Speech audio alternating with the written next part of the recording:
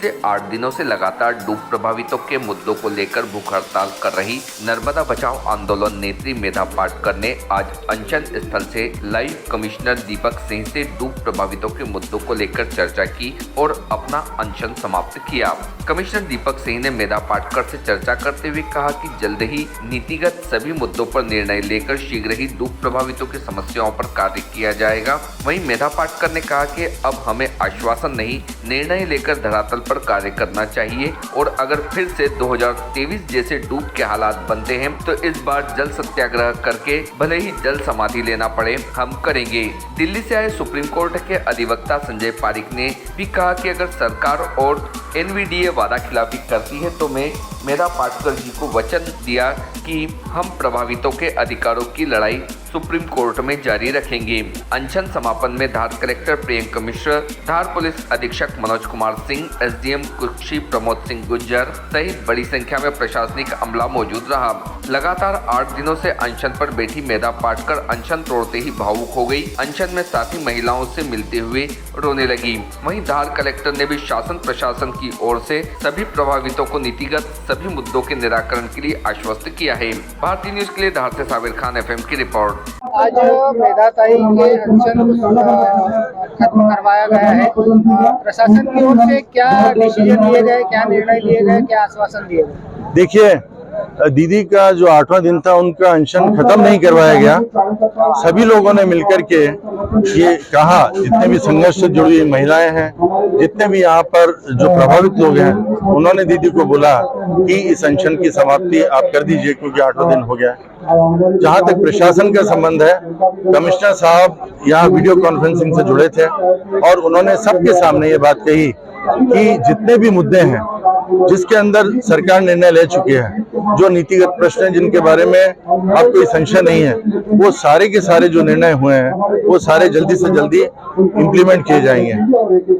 उनसे ये भी कहा गया कि केवल आश्वासन नहीं, आप इसका चाहते हैं कि प्रमाण चाहते हैं कि जल्दी से जल्दी हो। तो उन्होंने कहा जितने भी कलेक्टर हैं, केवल धार के कलेक्टर यहाँ पर थे, एसएसपी थे, जितने भी कलेक्टर हैं उन सारे कलेक्टर से वो खुद बात करेंगे, खुद जगह जगह जो है उसका दौरा करेंगे और उसके बाद में देखेंगे कि एक छोटे समय में, कम से कम समय में लोगों की समस्याएं खत्म हो जाएं।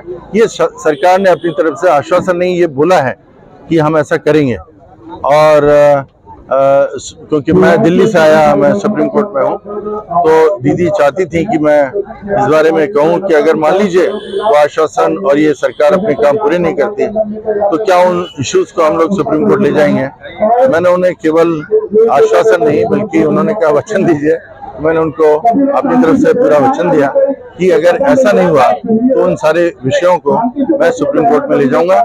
ये हमारे सबकी ही बड़ी खुशी की बात इसलिए है, दुख तो इसलिए है कि लोगों की समस्याएं वैसी की वैसी बनी हुई है, लेकिन खुशी इस बात की है कि दीदी ने अपना हम सबका आग्रह मान करके इस अनशन को तोड़ दिया। मेधा पाटकर जी का जो अनशन चल रहा था, जिसको लेकर प्रशासन यहाँ मौके पर पहुंचा है, सर क्या निर्णय हुए और क्या आश्वासन दिए? देखिए, आज हम लोग आज यहाँ आए थे और कमिश्नर एनवीडीए साहब ऑनलाइन जुड़े हुए थे। सभी ने आश्वासन दिया है, प्रशासन और शासन के प्रतिनिधि के रूप में हम लोगों ने भी आश्वासन दिया है कि शासन की नीति के अनुसार, पुनर्स्थापन नीति के अनुसार, माननीय उच्चतम न्यायालय के निर्णयों के अनुसार जो भी यहाँ पे अभी परिस्थितियां हैं और जो भी हमारे कार्य अभी बचे हुए हैं, उन सब कार्यों को अविलंब उन सब कार्यों को पूर्ण किया जाएगा नीति नियम अनुसार। और ऐसे कुछ लोग जिनके लिए कोई विशेष कार्य योजना बनाने की आवश्यकता है, वो भी हम लोग बना करके उसका भी निराकरण करेंगे। कुछ अभी ज्वलंत मुद्दे हैं, जैसे टिन शेड का मुद्दा है, या जो हमारे कुछ एक ऐसे क्षेत्र हैं जो टापू बन जाते हैं, उनका भी अविलंब हम लोग निराकरण कराएंगे। पिछली बार भी जब ये स्थिति बनी थी, मैं स्वयं आया था, मैंने पूरे क्षेत्र का खुद भी भ्रमण किया था। कुछ ऐसी परिस्थितियां 2 चुनाव की वजह से निर्मित हुई, आचार संहिता की वजह से, कि उसमें जो हम लोगों के सर्वे या कुछ जो कार्य थे अब उनको हम लोग पूरा कर लेंगे।